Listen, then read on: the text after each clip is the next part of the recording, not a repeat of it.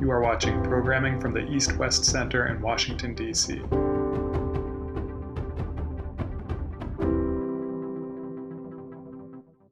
And welcome. We're absolutely delighted that you joined us today for the next in our series of 60 minutes for the 60th anniversary of the East-West Center. The East-West Center in Washington has been bringing on a number of our distinguished alumni to speak on areas of their expertise. And it brings me great pleasure today to have with us Dr. Andrew Oros. Many of you will already know him, but he is speaking today on the national security and regional implications of Japan's rapidly aging society. Many of you know he's a professor here in Chestertown, Maryland, nearby, and professor of political science and international studies at Washington College. He also, of course, as the series title suggests, is an alumnus of the East-West Center. And in fact, he's had a number of iterations at the East-West Center, which we're very pleased about, including his previous books, which relate to his expertise on Japan and Japan's foreign policy and security policy. And he will next year be at the Wilson Center. So he will be around town, both in DC and at Washington College, and will be able to engage all of us on his continuing work on Japan. Many of you have been, who are joining us today are very knowledgeable about Japan, and many of the issues surrounding Japan's trajectory on foreign policy, defense, security choices. Lots been in the news recently about Japan's acquisition of particular capabilities and what choices it will make relating to missile defense as well as capabilities. And we're stepping back just a little bit from those immediate day-to-day issues and looking at demographic trends today. And Andrew and I have spoken about his project for some months. And it's really quite fascinating because it has implications not only for Japan, but for the wider Indo-Pacific region, our relationship with allies. And the East-West Center historically has done a lot of work in the field of demography. And you can go on our website to look at some of that work, which is not necessarily all security and foreign policy based, but looking at trends on demography. So I would urge you, if you're interested, to look at some of our publications and work. With that, let me just welcome all of you for taking the time to join us wherever you're joining from these days. I don't know what time zone you're in, which country you're in necessarily, but welcome to all of you, and a special welcome, Andrew, for taking the time to join us today for this alumni series of webinars. Thank you and welcome. It's your show. Thank you, Satu. I'm going to share my screen here so that you can follow along. Okay, so I think we're ready. Thank you, everybody, for zooming in to hear me today, and greeting from Maryland's Eastern Shore. I have George Washington looking on to us from behind me here, and I look forward, as Satu said, to be in Washington again in not too long, although at the moment my fellowship at the Wilson Center will be virtual. So I saw from the RSVP list that several of my research colleagues from the Mansfield and Japan Foundation's U.S.-Japan Network for the Future have decided to zoom in today, so I'm happy for that moral support, as well as some of my former students from Washington College and a number of others from around the world. It's a fun thing about Zoom that people can join from all over the world. So a special shout out to those folks. I'd like to start my talk with some statistics that may surprise many of you, even among specialists in the audience, and I know there are quite a few of you zooming in. So here's the first slide. Today, there are about 1.5 million fewer Japanese people in the world than there were just a decade ago. So that sort of decline is larger than most US cities and even some US states, by the way, voting representation for Washington, DC. So I shared this screen from the internet of showing you some of the equivalents of what's projected in Japan's population loss up to 2052, for those of you who can see the screen. But you can see the loss is growing over time. We'll lose an equivalent of Madrid by the mid-2020s, Berlin, then Los Angeles, my hometown, that hurts, Melbourne, and all the way down to Sydney. And so Japan is one of the first major countries in the contemporary world to experience actual population decline, not a projected decline, but it's declining. But others in the Indo-Pacific will follow soon. And that's a big part of my project, although not the focus of today's talk. So by 2050, which is the baseline I'm using in my book project, it's about a 30-year time frame, the populations of Japan and China combined will shrink by 75 million, while the population of Asia as a whole, including Western Asia, will increase by over 700 million, and 300 million of that growth will be in India.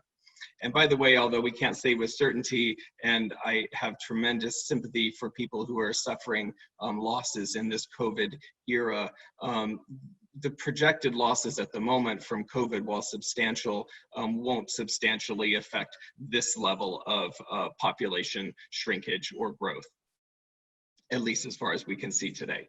And lastly, since I'm webcasting this from the United States,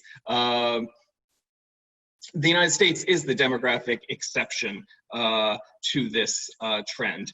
And in the developed world, and actually among all existing great powers, the United States is the only exception, with a predicted population increase of over 60 million by 2050. And that's compared to decreases of, as I said, literally all of the other major states of the developed world, the UK, France, Germany, Italy, Japan, as I'll talk about today, but also importantly for the Asia-Pacific or Indo-Pacific, China and Russia also will experience this decline. So I believe that this demographic shift, plus other aspects of demographic change like aging populations and gender imbalances that I'll mention a bit more later, are going to cause states to adjust their national security strategies, and in turn will create a new regional security dynamic. So with that as an introduction, I hope I've caught your attention. That's something hard to say, hard to judge via Zoom as I'm looking out on a screen. But I hope that that helps frame some of my research, and I want to pause to say happy anniversary to the East-West Center. 60 years is no small feat. I'm personally at 28 and counting, and especially in this time of quarantine, it can be challenging. So congratulations, and I'm especially grateful to the East-West Center for supporting my work really from the start of my career. As Satu mentioned, I've been a Northeast Asia Fellow and also an Adjunct Fellow at the East-West Center in Washington on 2 separate occasions, and I workshopped 2 of my books while I was doing that, and also released my books at the East-West Center. So I'm hoping that in a couple of years, when this new book is coming out, that I'll continue that trend of giving a talk at the East-West Center on the completed project. We look forward to it. Thank you. So my new book project as a whole combines in-country research focused on how the principal Northeast Asian US allies and partners, so Japan, South Korea, and Taiwan, are adapting their security strategies and practices to demographic change. And it combines that with an analysis of how the existing regional security threats and warfighting itself are evolving based on new technologies that also impact the demographic realities. So the shrinking and aging populations of US allies and partners across Asia, and soon the principal challenge of these allies and partners, China, are altering security dynamics in the region as a whole. Today, I'm going to focus on the case of Japan. And in part, that is because I was able to conduct field research in Japan before the pandemic came into play. I actually wish I were Zooming from Taiwan or South Korea right now, which was my plan for this summer, to be in those places and also elsewhere in Asia to conduct that research. But my goal is to do some of that via Zoom from the Wilson Center, as Satu mentioned, during this coming academic year, and then hopefully I'll be able to get to these places again in Asia next summer for a second round of research. So I'm looking forward, since this is near the beginning of my project, to hear from all of you watching this live stream. There'll be time for Q&A in a little bit, and also my email address will appear later. If you'd like to send me some comments by email or have an exchange, I'd welcome that. So with that, let me jump in to the first part of my talk. I'd like to just frame this just a bit more. So to acknowledge that demographic change is a worldwide phenomenon.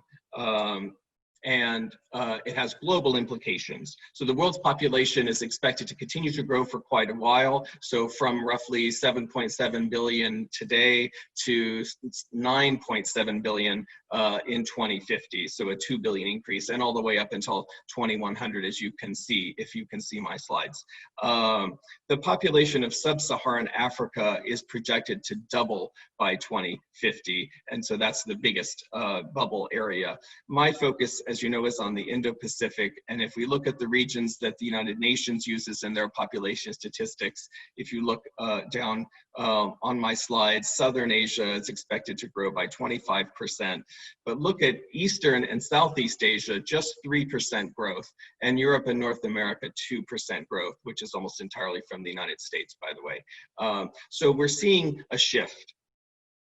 9 countries will make up more than half of the projected population growth between now and 2050. Again, if you can see my screen in descending order, number 1 is India. It'll have the largest overall growth. This is not a per capita growth, but total growth. Then the next several countries include a number of African countries, Nigeria, Pakistan, of course, in Asia, the Democratic Republic of Congo, Ethiopia, and Tanzania. Then back to Asia, Indonesia, number 7, Egypt, and then the United States, number 9. So these 9 countries will be the bulk of population growth to 2050. By around 2027, according to UN demographers, India will become the most populous country in the world, overtaking China. But as you know from the title of my talk, demographics isn't just about shrinking or growing populations, but it's about aging and more. So I want to talk a little bit about aging now in an Indo-Pacific context. The median age in India today is about 30. In the US and China, it's about 40. And in Japan, it's almost 50, the median age. Japan is what's called a super aged society now, where over 20% of its population is over 65 years old. But around 2035, so looking like 15 years from now, India will be still comparatively much younger. It'll age to 32. The US will still be around 40, but China will start to age more, 45, and Japan will be up to 55, the average age just 15 years from now. Putting this another way, in a broader context, I clipped this from an article on The Economist that I believe Satu sent me, by the way, so thank you, Satu, that according to UN projections, during the next 25 years, the percentage of China's population over the age of 65 will more than double, from 12% to 25%. And you can compare that to the US and Europe in the rest of that quote. So that's an aspect that for China's rivals or adversaries like the United States and Japan is something to also factor in as a country like Japan experiencing aging. And I'll come back to that in a few minutes. There are other challenges that relate to demographic shift that I plan to examine more, but I won't talk about today. There's changing ratios among generations as a result of aging. So some generations get more politically powerful than others as a result of that. And also in some countries, there's a growing imbalance of males and females, which we see in both China and India, which have, apart from moral and social consequences, also national security consequences. So there is some existing scholarship on the so-called graying of the great powers. Some of it actually comes out of Washington. You can see a few citations on the screen. Recently, kind of one of the superstars of this area and a fellow DC researcher, Nick Aberstadt, wrote a cover article on the journal Foreign Affairs last year called "With Great Demographics Comes Great Power," talking about US demographics. But part of that article that really caught my attention and inspired this project is that despite the US having favorable demographics, traditional US allies and partners are experiencing demographic decline. And so this, of course, Japan is a great example of this, one of the US's most important allies in the world. So the implications for the Asia Pacific are mixed and a bit unclear, which is what really encouraged me to pursue this research. I want to give a shout out to a fellow East-West Center alumnus who also gave a talk last month, Seong-Ho Shin, who wrote a really provocative article back in 2013, where he posited that perhaps we will see a demographic peace in the Northeast Asian region that I've shaded on the slide. With the idea that because all of these countries in Northeast Asia are experiencing similar trends, the incentive is to be less sort of militaristic and cooperate on these shared challenges. Unfortunately, I think it's clear that that's not what actually has happened, and we've seen a big increase in security tensions in the Northeast Asian region over that time period, but I'm still collaborating with Professor Shin. I was hoping to be with him, in fact, this summer in South Korea, where we're rethinking about what some of the challenges are. And I think part of the challenge is that as we think about what we used to call East Asia, today we increasingly are thinking of the Indo-Pacific region. And in the Indo-Pacific region, as I've mentioned, the demographic picture is quite different, where not all countries are moving in the same direction. And that's why my broader book project will be considering that. I also think, just to wrap up this kind of literature section, there are some lessons for the Indo-Pacific that especially Japan and South Korea could learn from NATO countries. And so there's some literature on that I've been consulting. And lastly, I also want to mention that the timing of the demographic change is quite important, it seems, and I've drawn on existing literature to understand that better. But if all countries were experiencing it exactly the same time, it would create a different kind of dynamic than if it's in stages. So Japan is experiencing this first and a kind of leading edge. South Korea and Taiwan will be next in Northeast Asia, also countries like Singapore and Hong Kong further south. And then China will follow. But when it hits China, as Nick Eberstadt has recently written in a separate piece, it will hit China harder. So that's something to consider in the security dynamics. So what I found that we don't know, and what's really inspiring my research, is how culture and politics is affecting how states respond to demographic decline. Excuse me. So questions like, will states even remain committed to maintaining a robust military defense posture when they face these other challenges? How accepting will populations be of technological alternatives like unmanned systems? And will gender roles evolve in ways that will favor adaptive change? I admit I'm biased as a political scientist. I'm interested in how people react to technology and people react to demographics. And that's really at the core of my research. So, in short, if you're looking for a real takeaway from this talk, and I think I'm about 15 minutes in, which is about the attention span of most people, I think. So here's the takeaway for you, you folks. Demography is not destiny, right? But I do believe it needs to be reckoned with more than it has been to date, both by policymakers and also by scholars, not just scholars like me who are now focusing on demographics, but also in analysis as kind of secondary explanations or things to consider.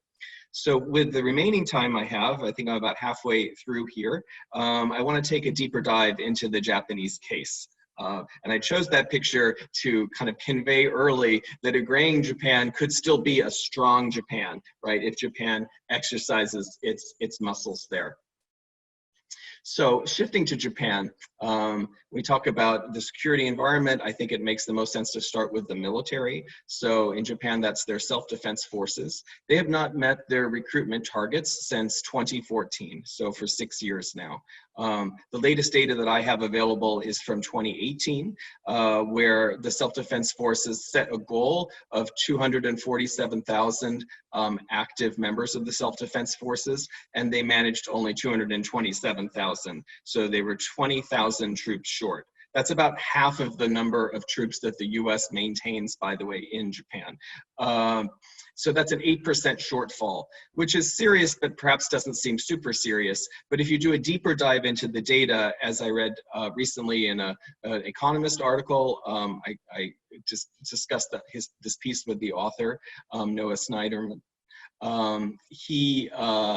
He reports that the shortfall is about 25%, though, in the lower ranks. And that is consistent with this demographic change, because as you can see on the next data point here, the number of younger Japanese is declining substantially. So the number of Japanese between 18 and 26, which is the prime recruiting age for the self-defense forces, peaked in 1994. That's a long time ago.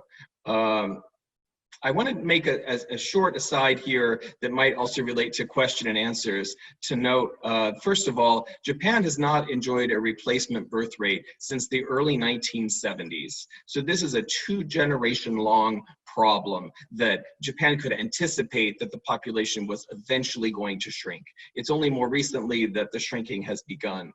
And there's a pretty large literature about ways that Japan might address that problem, and it's a pressing political question. But I want to note that my research doesn't engage with that at all.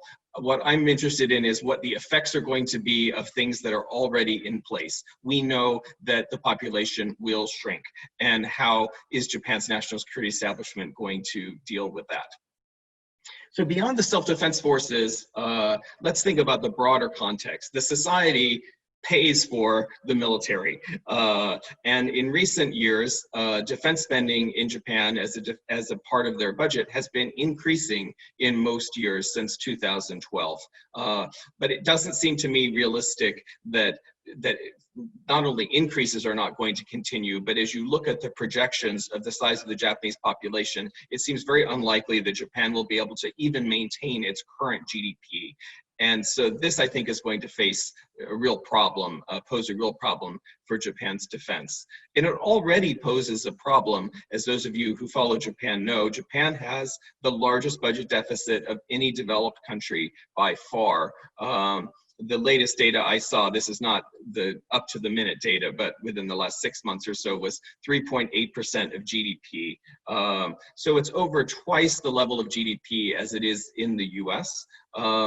And that's a level that if you're an American citizen, you'll know that it's a big area of concern in the US, and Japan is far beyond that. So I think that's one area that we can be sure that the demographic pressure is going to affect Japan's defense. But there is a paradox related to this, and I want to give a shout out to one of my longtime research collaborators, Brad Glosserman, for his book last year, Peak Japan, The End of Great Ambitions. It's a kind of semi-shout out because I don't fully agree with the conclusions, but I think it's an important argument to make, which says how it really engages with this question of how much is Japan going to change overall. In the biggest sense, its ambitions based on a future of aging and a shrinking population. And he predicts that we will see a pretty large shift. But what I've seen, by contrast, and I write about it in my last book, is that, in fact, the paradox here is that in the first decade of Japan experiencing substantial population shrinkage and becoming a super-aged society, it has actually built the most capable military forces it's arguably ever had. And so the question is that just an anomaly, a little blip that is going to disappear, or in fact have attitudes related to security in Japan, or also the environment, the security environment that Japan is having to deal with, is that going to push Japan to nevertheless continue to at least spend as much as it is on defense, or perhaps even more? We might get into Q&A some of the very recent discussions that Japan has been having about defense, but it's really essentially continuing this trend in current debates. Headline news about the idea of Japan perhaps developing missile strike capability to increase its deterrence against North Korea and China and other perceived adversaries. And we can see a big investment in hardware. The Izumo-class destroyers are being converted to carry F-35 aircraft. Japan has purchased at great expense additional Aegis-equipped destroyers, bringing the total up to 8 next year.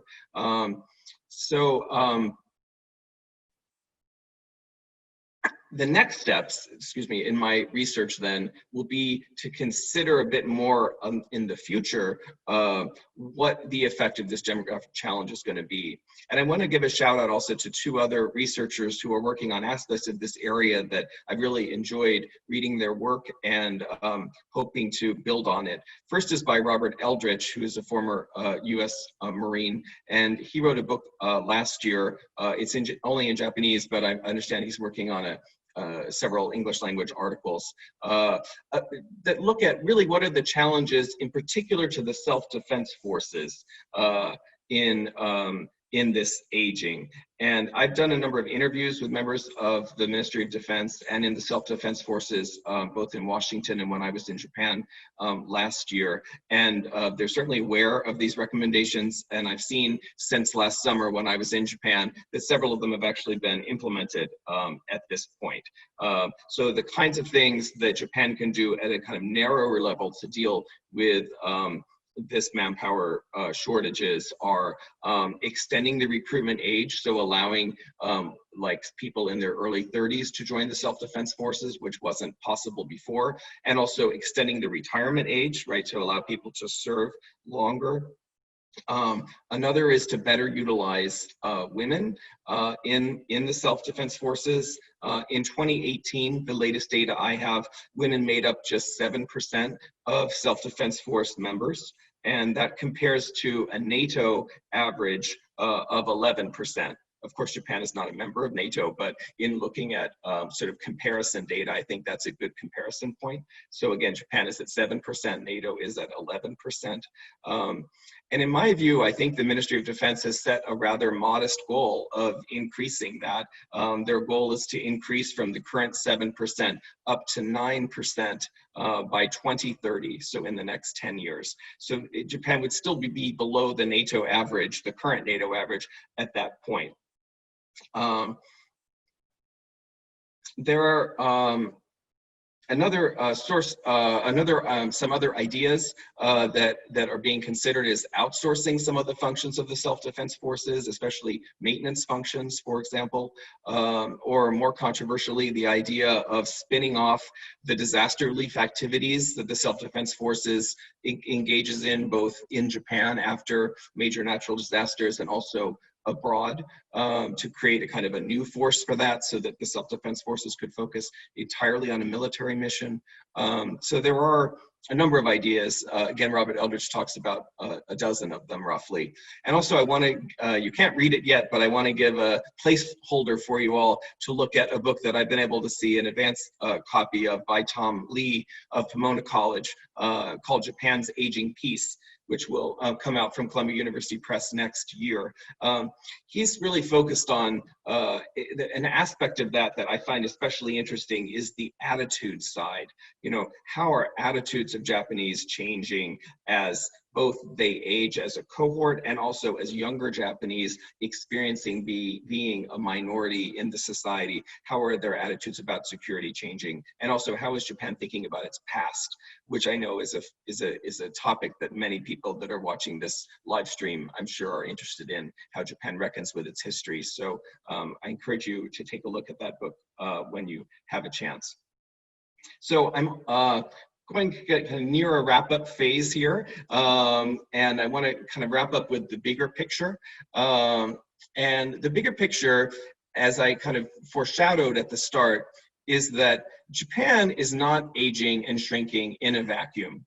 As I mentioned earlier, all of Japan's neighbors are facing a similar future, although it's a bit delayed. So that includes other US allies in the region, South Korea and Thailand, although not the Philippines. Other security partners to Japan and the US, like Taiwan, Singapore, and Vietnam. And importantly, principal security concerns. So China, North Korea, Russia.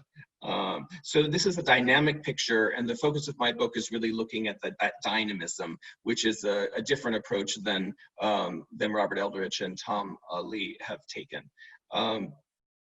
Meanwhile, potential new security partners for both Japan and also for the US are having growing populations and also maintaining robust youth populations. As I showed you in an earlier slide, in particular, India and Indonesia are in that category. They're 2 of the top 9 states for growth through 2050.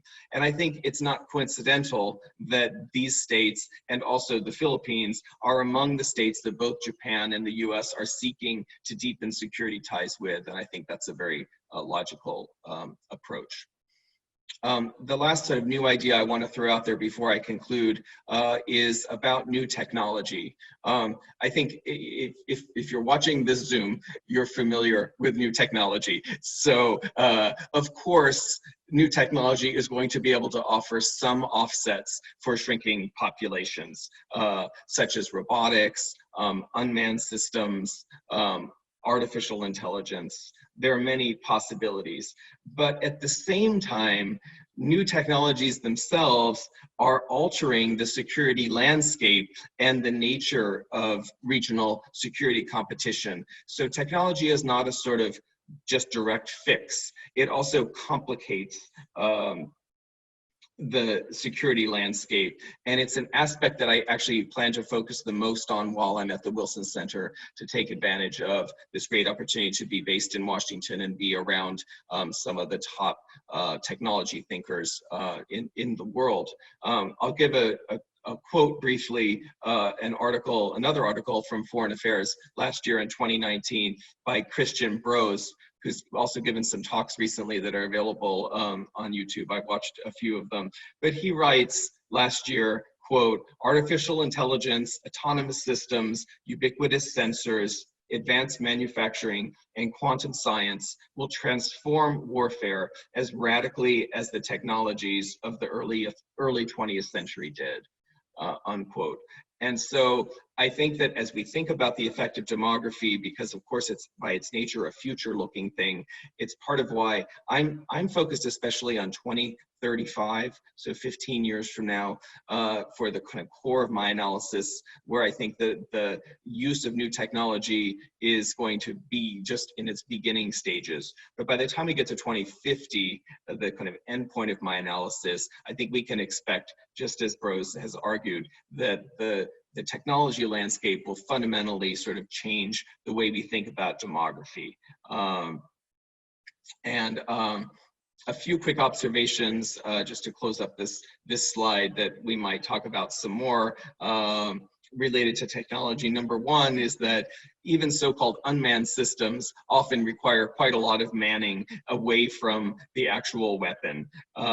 Number two, different sorts of threats that states face can employ technology differently. So some threats may require less manpower moving forward. Others may still require quite a lot of manpower, and that's something I'm trying to unpack in the next steps of my research. And third, I'd also like to point out that there are a surprising number of non-high-tech solutions to help engage with mitigating the effects of shrinking populations, such as outsourcing. I mentioned increased use of mechanization that is already available. So we don't only have to look at the latest technology.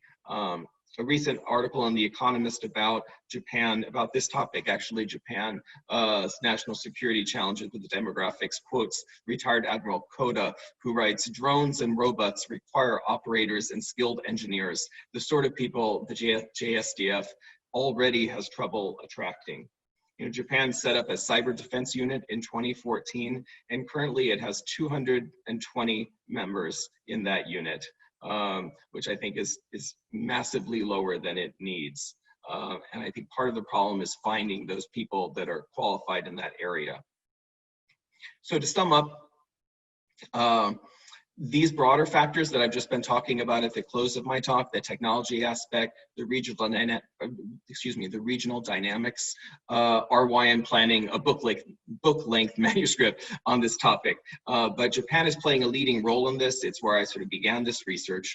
I think what we see in the case of Japan is that demographic change is an important factor, but so are differences in security threats, the availability of technological solutions, and in particular, whether a country is willing to adapt to new technology and new demands. So for example, I think in the case of employing more women in the self-defense forces, we're seeing that generally speaking, Japan is not so willing to adapt, to radically depart from how they've used women before. They're interested in modest changes. You know, so the first woman member of the self-defense force has joined the submariner school recently. The first time ever a woman has been allowed in that role. So we do see modest steps. We see a 2% increase in the goals for recruiting over 10 years. But other states may be more willing to have more radical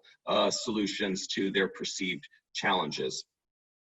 So I thank you for your interest in my work. I look forward to a few comments now. My email address is on this last slide, or you can easily Google me if you want to find it, if you're listening to the call, and I'd be happy to hear your comments by email. And I'll just give a shout out that I am giving another talk via Zoom in a couple of weeks that will focus more on the regional implications that I gave you a little teaser of now, thanks to the Australian Institute of International Affairs. Again, you can Google it. There's a link on this PowerPoint, but it should come up right away. And it's a better timing for those of you in Japan or in Australia. It's sort of timed well for you. So thank you for your attention. I look forward to your comments. Well, thank you so much, Andrew. As we wait for comments to come in from Q&A and et cetera, let me again thank you for this fascinating talk, and maybe make a couple initial comments as we wait for others to chime in. As you may not recall this, Andrew, many years ago, but I started out my academic work on demography, particularly in Lebanon, and how demographic shifts in Lebanese populations interacted with the civil war as well as external relations. So my first question is sort of framing it about Japan. In Japan, one doesn't think of demographic changes in ethnic terms, changing religious balances, as you might elsewhere in the Indo-Pacific, Indonesia, India, elsewhere. But I wonder, two things. One thing caught my attention was intergenerational. What, if any, implications are there for intergenerational change of demography in Japan? And second, might there be any regional changes of some regions of Japan becoming more or less populous as a result? And what, if any, implications are that? You know, I'm thinking of Okinawa, I'm thinking of Hokkaido, et cetera. And related to that is this whole question of Japan's integration in the region, which has been so profound on the economic front, supply chains, but increasingly, as our colleague Nobuo Aizawa points out, on immigration, on requirement for markets.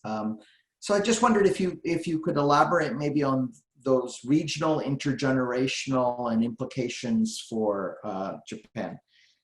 On slide 19, I did want to make a comment. I mean, I think we are interested in the Philippines, Indonesia. The United States, I think, is interested in obviously developing relationships with these huge powers, Indonesia, India, Philippines, a longtime ally. But I guess I wouldn't, it seemed that you suggested it was mostly about demography. And I would say even geographic location, attempts to shift our capabilities, access to the south and southwest, which has been an ongoing process for years, Malacca Straits, this whole Indo-Pacific maritime corridor, if you will. So I wanted to touch on that. And the final, just to comment, and I now see we have a couple questions, so I was just kind of waiting for folks to queue up. Where does demography sit in your assessment? Here, you've done a book on Japan's security renaissance. what are the other countervailing or other alternative drivers of Japan's security and defense change? The balance of pacifism, the economic primacy, relations with the United States. I know, I mean, this is not a mathematical question. It's just, you know, where do you put it? Obviously, it's not exclusive. They're interrelated. How much money will Japan have depends partly on demography, but probably not only on demography. Depends on a lot of other choices. So anyway, and now we have questions. So maybe you could tuck those away when you wish to answer them. But I do want to go to the Q&A now that I see some folks have chimed in. Right. Let me. So Mark Mannion has the first question. He thanks you for a great talk and says, Mark Mannion of the Congressional Research Service, and he asks, how much of Japan's response so far do you think is attributable to Abe, his longevity, and his particular policy preferences? So let's take that one first, and then I'll go down the queue for others who've chimed in. Thank you, Mark, for that question. A shout out to the U.S.-Japan Network for the Future. And I think it's a great place for me to start, so I appreciate that question. I think that Japan's security trajectory over the past almost 10 years now that Abe's been back in power, it's certainly Abe has played a role in that. But what I wrote in my last book, Japan's Security Renaissance, there's sort of a chapter that addresses the question of how much of this is due to Abe. And I think that only, you said to us in an earlier question, like, what are the proportions? I'm not sure what the proportion would be, but maybe a third is due to Abe himself, and maybe a bit more than a third. We could expand the third if we think about the longevity issue that you mentioned. The fact that he's been prime minister for so long allows him to do more in a kind of staged manner. But to link it to this new topic about demographics, I suspect that Abe's continuing in power for so long has kind of shielded the system from dealing with the effects of demographics on national security to the extent it might have if there had been changeovers of power. So I do fully believe, and this gets to a question that Satu asked as well, I think that we're going to see that the demands to address the healthcare needs and the welfare needs of an elderly population, the extra costs it will take to recruit members of the self-defense forces who of course will be competing. The self-defense forces will be competing with the private sector for skilled labor, especially those tech workers that the self-defense forces would like in cyber defense. So I think that we're going to see demographics talked about a lot more. So I'm excited to have a book out in a couple of years that are going to address that. So I think Abe, yes, playing a role, but not a determinative role in the way that Japan's moving forward in the security realm. I think external drivers are really what's pushing Japan to respond. For example, this missile strike capability is really in response to North Korea's continued aggressive development of missile technology. Well, wonderful. Thank you. Let me go to the next question. Professor Mary McCarthy asks, the possible changes in SDF policies that you mentioned, extending retirement age, bringing in more women, have been raised across the private sector for years in response to demographic change. Have these private sector experiments, quote unquote, led to any insights for the military to take advantage of? And if I may just say, Emma Chanlett-Avery's question is very much along this line, so may I bring it in now? And by the way, folks who are joining, I am reading the questions and there's a reason. One is to unburden our speaker, but also because people are joining via YouTube live stream and they can't see the questions that are being submitted. And that's why I'm reading them. Emma Chanlett-Avery from CRS asks, I'm a little pessimistic that Japan will make the social and political changes you suggest are necessary to adjust to demography. This is kind of in keeping with the theme that Professor McCarthy has raised. Japan has known for years that it needs to expand its labor force, but has been resistant to immigration and unable or unwilling to make womenomics a reality. Do you think Japan will respond more effectively to security threats versus the economic threats it has faced for years? Yeah, those two questions do pair well together. Thank you. And thank you for reading them. I'm relying on you, Setu, so I can focus on, Yes. on the issue of the moment. Actually, let me start with the second part of that question then. I agree with you entirely, Emma, that Japan has not done a very good job of addressing the root cause of this demographic change. As I mentioned, the birth rate hasn't been replacement level for over 2 generations. My work, though, I'm really focused more on how the defense establishment will respond to the reality of this demographic change. And there I am more optimistic that the responses will happen, in part because they're perhaps a bit easier to respond to than actually addressing the root cause of change. Especially in my view, I think really the biggest factor is the inadequate status of women in Japanese society, which has, I think, contributed heavily to the lower birth rate. So that kind of transitions, in my mind at least, to Mary McCarthy's question about lessons we could perhaps get from the private sector. Here, I also share some skepticism about what might happen. What I will say is through interviews that I've conducted with members in the Ministry of Defense and in the self-defense forces, I think that they are looking at that. I mean, they're trying to learn lessons at what some of the challenges are. So, you know, for example, daycare is a big issue. Obviously, many women in the self-defense forces have children. As do men, by the way. And so you can't just rely on women to be the providers of childcare. The mobility of self-defense force, many self-defense force personnel is also a challenge, especially for women that relate to children. So I think that we do see the self-defense forces making some adjustments. They've made adjustments in personnel policies so that if you have couples, there are quite a few now couples, male-female couples in the self-defense forces. And so personnel policies have changed to allow for placements to be linked together, which was somewhat radical initially. There is more childcare provisioning.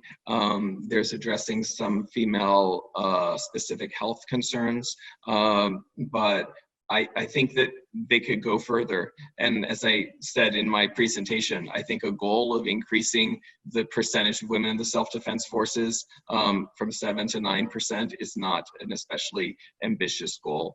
And I think Japan would be well suited to be more aggressive in pursuing that goal. Great. I don't have any additional questions right now, Andrew. So may I ask you maybe to address a couple of the ones I gave you? I would be curious about the inter-regional issue, intergenerational. You kind of alluded to that. Yeah, I would be happy to do that. I took some scribbled notes here, but the first part of your question, I'm really quite interested, and I appreciate you taking up the kind of other aspects of demographic change, like the intergenerational, or as you said, within regions of a country. So let me say a couple of things about that from my work so far. First of all, I'll give a second shout out to Tom Lee's book on Japan's aging piece, which really engages with the question of intergenerational attitude changes. One aspect of his work that I found really interesting is he visited dozens of peace museums all around Japan that address, you know, Japan's wartime history and promise for a more peaceful future. And something that I guess seems sort of commonplace, but I found it interesting when he reported it, is nearly all of the volunteers in those museums, according to his research, are old people. And they're passing on.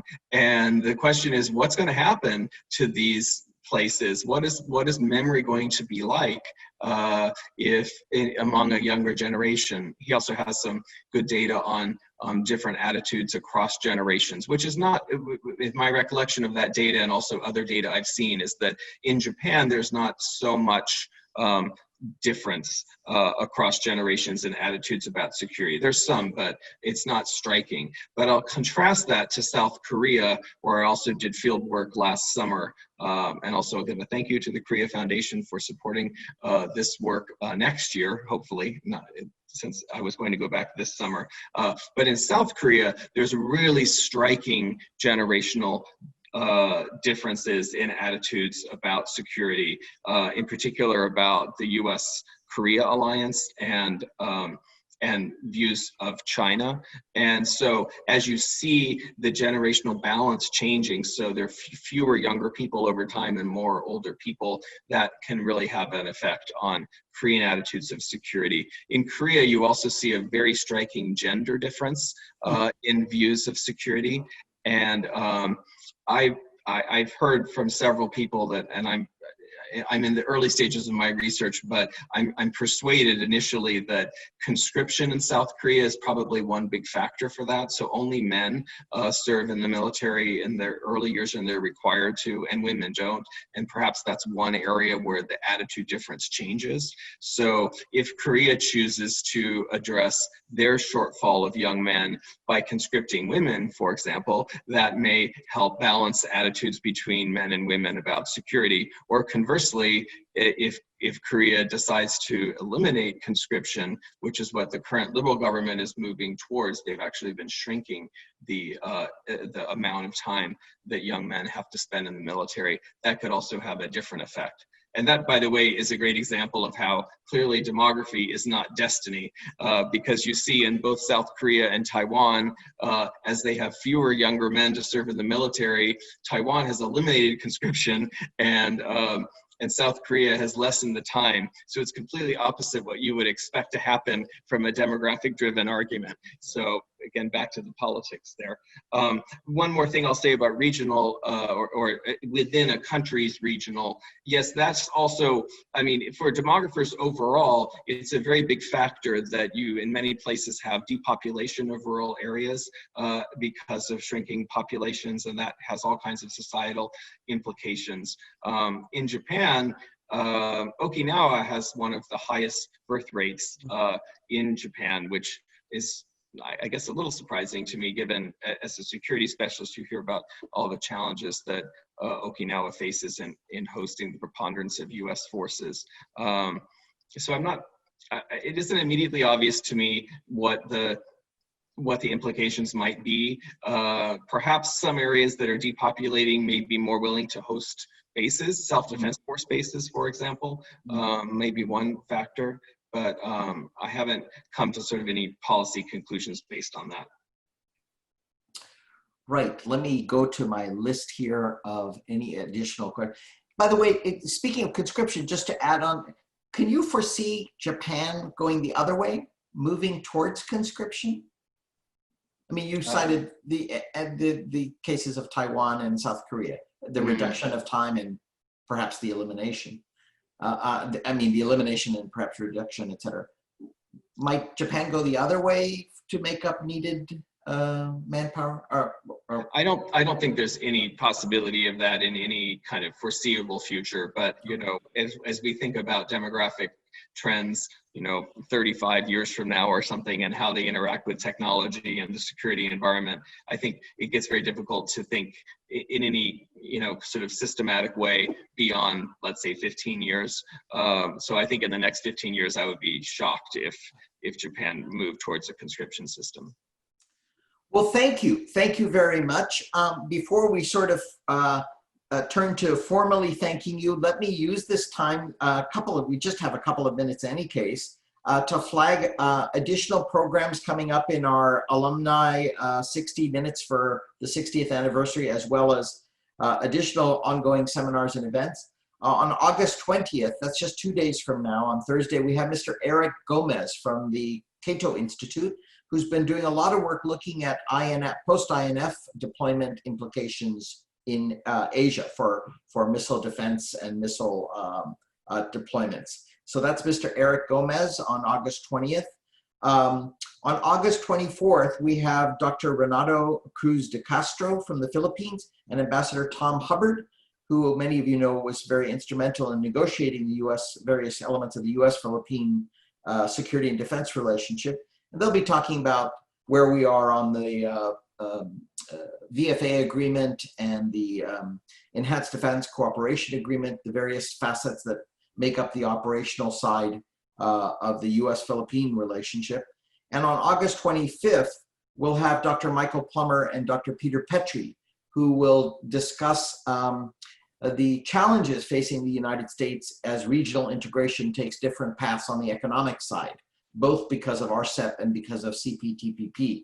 And as many of you know, Mike Plummer and Peter Petrie are amongst the leading trade economists and trade experts. And we'll be looking, and finally on August 27th, from Israel, one of our alumni who was part of our American Jewish Committee Asia-Pacific Institute Joint Fellowship is an Israeli specialist on China, Dr. Yoram Evron, and we're delighted to pair up with the American Jewish Committee in New York's Asia-Pacific Institute to bring Dr. Evron's views on how China is acting in the Middle East and specifically in the China-Israel relationship. So that takes us through August.